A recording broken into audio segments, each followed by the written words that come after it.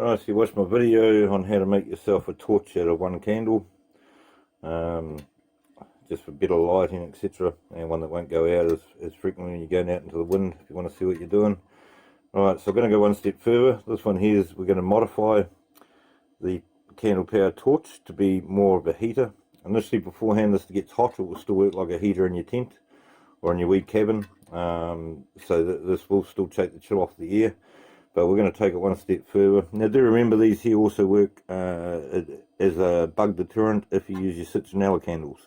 So you put citronella candles in it, you're going to keep the bugs away while you're camping, plus you get a torch, plus you get a little heater. It's like a little 3-in-1. But what we're going to do now is we're going to show you a modified version. Okay, what you do is cut yourself a piece of copper pipe. Okay, you want to cut a hole and we want to insert it right through. So what's going to happen is the candle's going to heat this pipe up, and that way we can actually turn this into a really cranking heater to really heat the tent up or the wee cabin that you're in.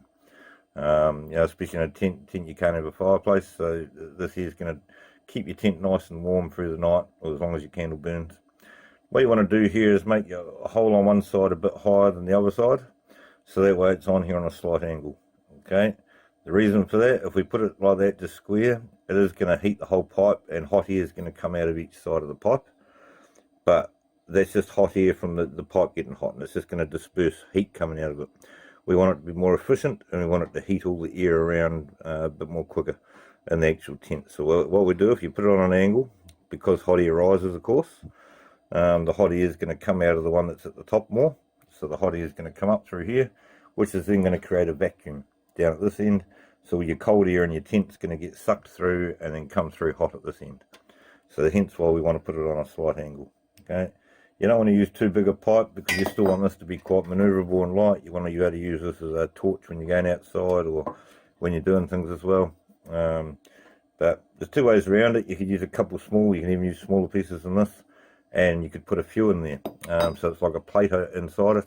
That way your flame's getting more, there's more flame resistance, more surface area getting heated. The other option is you could go a big huge piece of pipe, and even this little one, you would actually still fit it in. And what you could do to get more area is actually flatten off the piece that's in the middle, smash it with a hammer. Now the other good thing is if you did go the big piece, you know, it depends what you got lying around in the way of copper, but if you have got a big piece of copper like this, I'll show you one extra. Now you don't have to do this. This is with people that, you know, if you want to actually go out and modify it a bit more to be a really cranking heater, and you're not worried about spending a bit of money, go and get yourself a wee 5-volt fan, and then wire that onto a USB plug, and then you can power it by one of your USB power banks.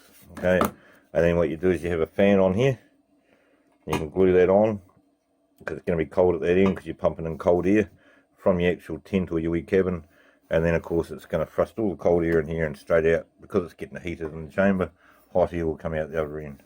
So that is a way you can do it if you're wanting to, if you don't mind spending a bit of money, if you know what you're doing with wiring up the USB to it.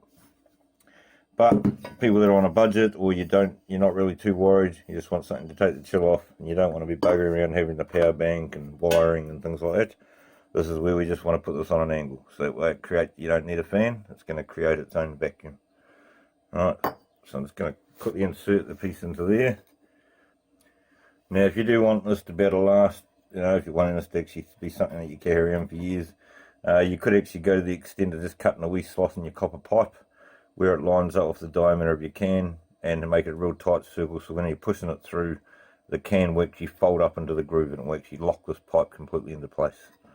Alright, so you just make your wee groove with your hacksaw blade and just into the piping, as I say, but you need to make the holes ultra tight, so that way once it hits the groove, it goes the can pops into the groove, then it's locked in place forever.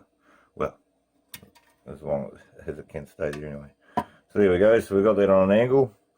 You see, you don't actually have to have it on that much of an angle, but that's alright, I've done it now. But that's fine, it's going to create a nice vacuum. As I say, hot air rises, so you can see on the right hand side there, it's just going to keep going up and creating the vacuum as the pipe's getting hot. So I'll test it out later on. I'll put it in a room. I'll leave that for part 3. Part 3 I'll actually show you the candle and this here all in action at night time. So you can actually see the sort of candle power you're getting. if you're using it out in the bush tramping or camping or whatever you're doing. But I will put this in a wee room later as well. I'll make sure the room's cold, and we'll just see how well it actually heats the wee room up. There you go, that's how you make yourself a wee heater. Alright, so straight off the bat, so air temperature in here. So on the ground 22, on the wall at the ground 21. Okay, so say 21 degrees in the air. Now the pipe's going to be getting hot at both ends slightly. Won't be as hot this end, will still getting hot though. This end will be extremely hot. It's another thing, that's why we've got the handle. Don't touch any of this, okay? You will burn yourself, especially once this has been going a while. This has only been going for 60 seconds. So, alright, so what do we have before? 21 degrees. Let's see what it is on that pipe. See, that's got hot already. So that end of the pipe, it's already heating the air up inside there to 28. And this end, the air coming out, 34 degrees. Oh, so you imagine in your tent, you're going to be nice and cozy. It's going to get that air temperature a lot warmer for you. Sorry, up to there, 28. Yeah, it depends. I've got a bit of wind coming through at the moment. But if you're in the shelter, you're going to get that extreme heat. You'll see there it just shot up to 40 something. That was when the breeze stopped for a second. So we're getting a good, 20, 30 something degrees hotter. This air will be boiling hot though.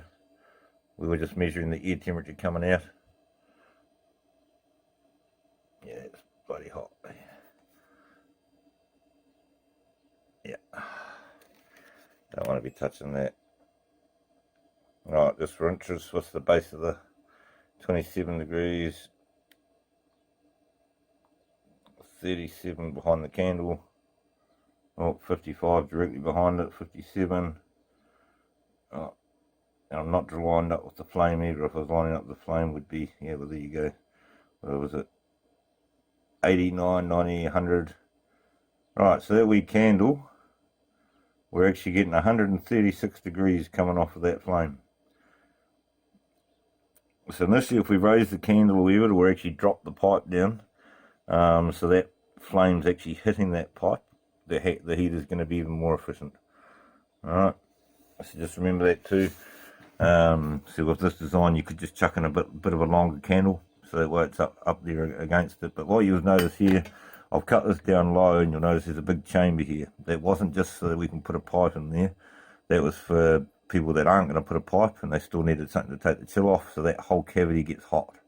So that's a heat chamber where the heat's just gathering. Right.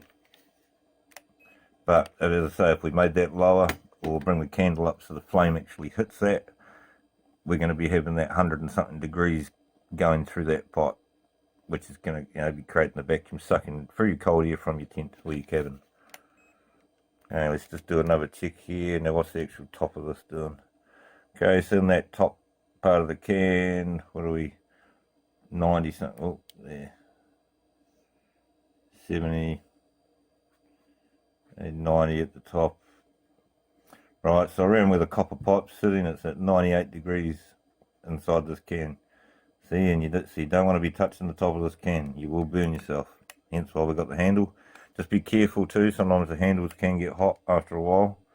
So you may have to put just something around, a wee bit of rag or something, so you don't burn yourself on the handle. Alright, so we've only got 30 degrees there. What about air going in? Oh, inside the chamber is a bit hotter. What about this side? Oh, bit of air blowing through.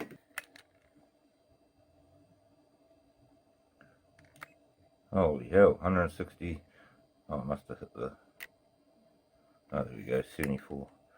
So, inside the chamber, we've got 78 degrees, 82, 88 degrees, so right through the core, and that's shining the laser right through the guts of it, so there's 82 degrees inside there.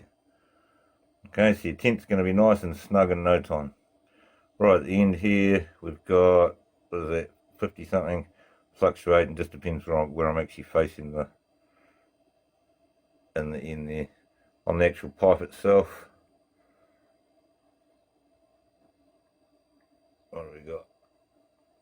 So the pipe itself, 32, 36 degrees Celsius, and in there, so you see that's the sort of heat we're getting out of there. Enjoy. Hopefully it's helped you keep warm. So yourself or you and your family or whoever is out camping, now you can keep yourself warm. Crossed a few rivers. Nice little handy thing.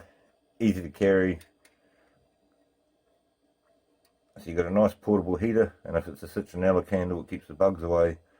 Plus you've got your candle light, your torch light. So this will work like a torch. And as I said in the previous video, if you've got a bit of wind, these here can fold out a bit and keep them a bit more flatter, so that way it stops any wind getting in there. Oh, and that's here in the pitch black. As I said, I'll do one video where I actually show these at night time walking through the bush, so you can see how well you can, you know, how good a brightness it is. But you'll see from, if you watch part one, the very start of it, what a normal candle brightness is, and then the brightness of what it gets to. Enjoy. Don't forget to leave a like, subscribe, plenty more hints and tips on ways of making different things.